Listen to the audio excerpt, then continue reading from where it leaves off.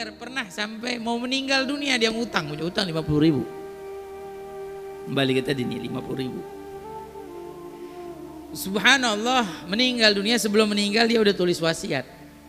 Abu Bakar udah tulis wasiatnya.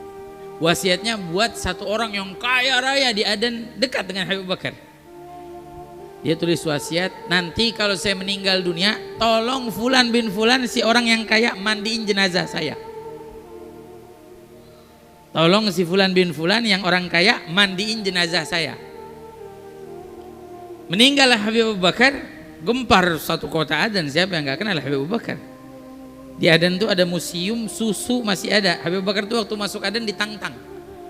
Kalau engkau benar orang soleh, wali, mau masuk sini, turunin hujan susu dulu. Habib Bakar tuh terkenal di kota Aden. Dia waktu mau masuk Aden doa, ya sama subbil laban walad Abdullah dakhala Aden. Wahai langit, turunin hujan susu, anak Abdullah mau masuk Aden.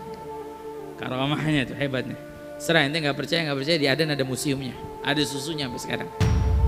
Nggak bisa diminum lagi itu susu dari tahun kapan. Dia nulis wasiat minta dimandiin jenazah sama orang kaya raya. Pas dibaca wasiatnya bingung orang kaya.